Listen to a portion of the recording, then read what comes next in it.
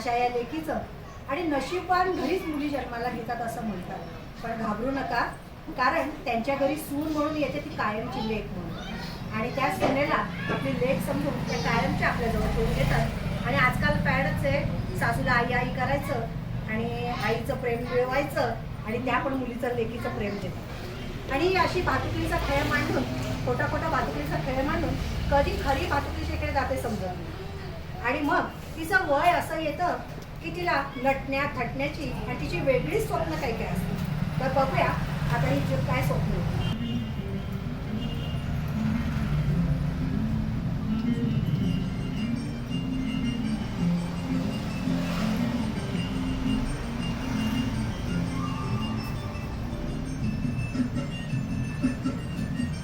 टाळ्या.